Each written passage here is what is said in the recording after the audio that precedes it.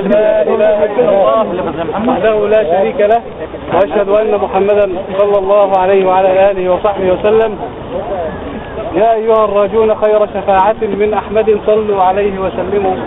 صلى وسلم ذو الجلال عليه ما لبى ملب أو تحلل محرم، وعلى صحابته المقرر فضلهم، وعلى قرابته الذين هم سمعونا الصلاة على النبي عليه الصلاة والسلام. أنا ندخل في الموضوع على طول. هو الناس إيه؟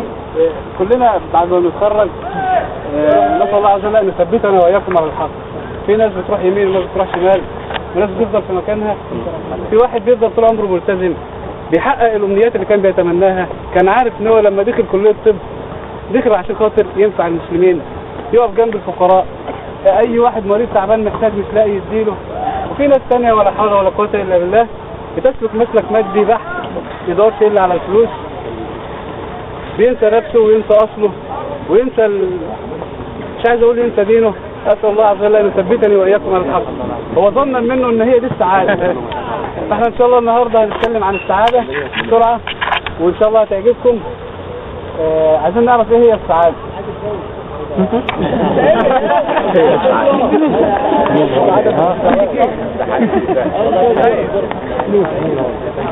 والله كل الناس بدخل نفسه ورائي حوالي 600 واحد عايزين يتجوزوا.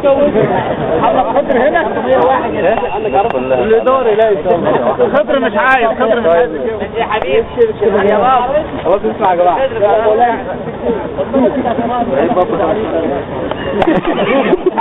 ايوه فعلا.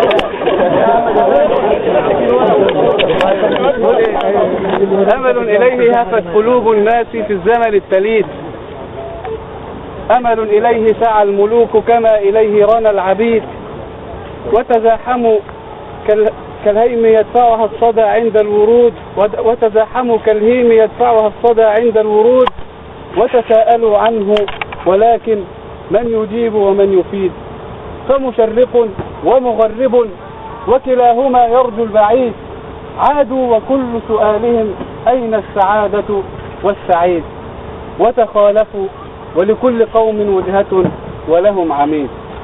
قالوا السعادة في الغنى، قالوا السعادة في الغنى فأخو الثراء هو السعيد، الأصفر الرنان في كفيه يلوي كل جيد، يرمي به شركا يصيد من الرغائب ما يصيد، وبه يدين له العصي وقد يلين له الحديد، فإذا أراد فكل ما في هذه الدنيا يريد، وإذا تمنى الشيء جاء كما تمنى أو يزيد، والناس خلف ركابه يمشون في حضر وبيد، قلت الغنى في النفس وهو لعمر كالعيش الرغيد، كم عائل راض وكم مسر على بؤس قعيد، فيقيم في هم الطريف وفي الحفاظ على التليد، ويذوب في أطماعه هي ناره وهي الوقود، فهو الشقي بوهمه وبحرصه العاني الكدود، يعدو هنا وهناك في شغل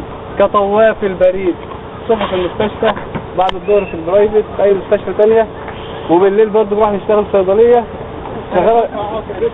ايه؟ لا يعني هو كده، هو الوضع كده يعني. قالوا السعادة، ده واحد تاني بقى، قالوا السعادة في النفوذ وسلطة الجاه العتيد، من كالأمير وكالوزير وكالمدير وكالعميد، وإذا رأى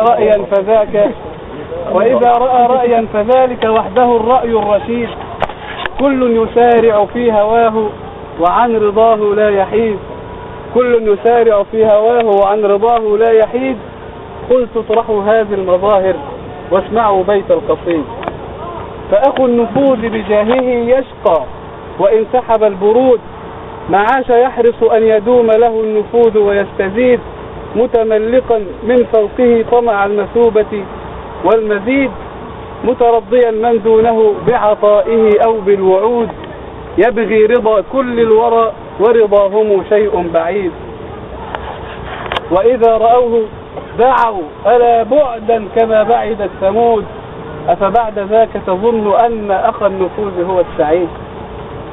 يعني هو محدش، الأمر لا يخفى، يعني مفيش حد بيحبه، وكلنا بنكرهه في الله.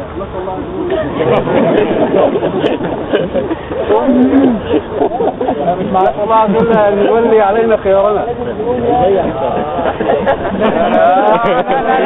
قالوا السعادة في الغرام الحلو. قالوا السعادة في الغرام بقصر وجيه، في نردة العين الصحوح، وفي الورود على الخدود، في ليلة قمراء ليس بها شوف الشهود، فيها التناجي يستطاب كأنه وتر وعود، فيها التناجي يستطاب كأنه وتر وعود. قلت الغرام خرافة كبرى،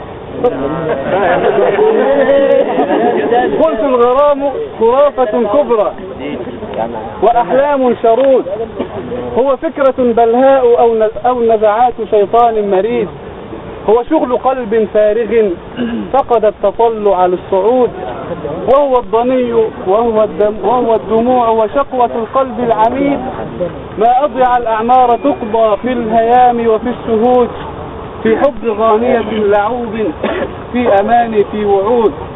الحب حب الأم والأب والحليلة.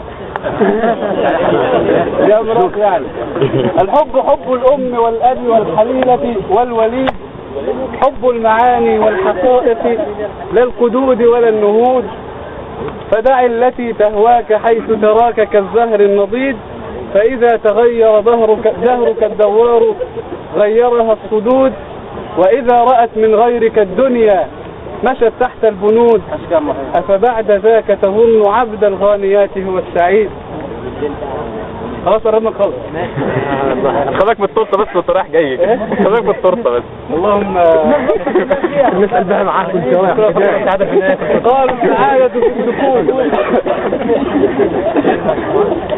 قالوا السعادة في السكون وفي الخمول وفي الخمول، في العيش بين الأهل لا عيش المهاجر والطريق، في لقمة تأتي إليك بغير ما جهد جهيد، في المشي خلف الركب في دعة وفي خطو وإيد، في أن تقول كما يقال فلا اعتراض ولا ردود، في أن تسير مع القطيع وأن تصاد ولا تقود، في أن تصيح لكل وال عاش عهدكم المجيد، في أن تعيش كما يراد ولا تعيش كما تريد. قلت الحياة هي التحرك لا السكون ولا الهموم، وهي التفاعل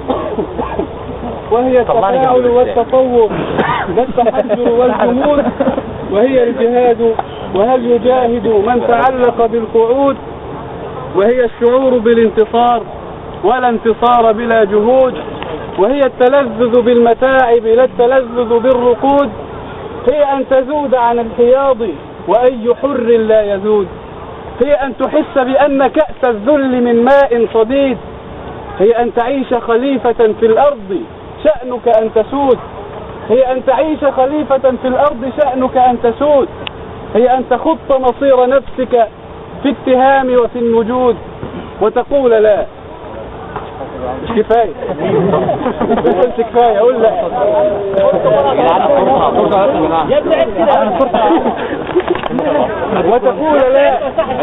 وتقول لا ولملء فيك لكل جبار عنيد، هذه الحياة وشأنها من عهد آدم والجدود، إذا ركنت إلى السكون فلذ بسكان الحدود، أفبعد ذاك تظن أن أخ الخمول هو السعيد. كل الذي يبغي السعادة، كل الذي يبغي السعادة هل علمت من السعيد؟ إن السعادة أن تعيش لفكرة الحق التليد، لعقيدة كبرى تحل قضية الكون العتيد، وتجيب عما يسأل الحيران في وعي رشيد، من أين جئت وأين أذهب لم خلقت وهل أعود، فتشيع في النفس اليقين وتطرد الشك العنيد، وترد للنهج المسدد كل ذي عقل شرود، تعطي حياتك قيمة رب الحياة بها يشيد، فتعيش في الدنيا لأخرى لا تزول ولا تبيد، فتعيش في الدنيا لأخرى لا تزول ولا تبيد، وتمد أرضك بالسماء وبالملائكة الشهود، وتريك وجه الله في مرآة نفسك والوجود. قل للذي نشد السعادة دونك النبع الفريد إن السعادة منك لا تأتيك من خلف الحدود. إن السعادة منك لا تأتيك من خلف الحدود. هي بنت قلبك بنت عقلك ليس تشرى بالنقود. فاسعد بذاتك أو فدع أمر السعادة للسعيد. إن السعادة منك لا تأتيك من خلف الحدود. هي بنت قلبك بنت عقلك ليس تشرى بالنقود. فاسعد بذاتك أو فدع أمر السعادة للسعيد. إن السعادة في التزامك بدينك، في أن تعلم أنك أشرف مخلوق خلقك الله سبحانه وتعالى، بأن تحس من داخل قلبك أنك مسلم، أن تحس من داخل قلبك أنك مسلم. أيها المسلم ارفع رأسك فإنك مسلم، والمسلمون أحق الناس في هذه الدنيا. رفع الرؤوس. أقول قولي هذا.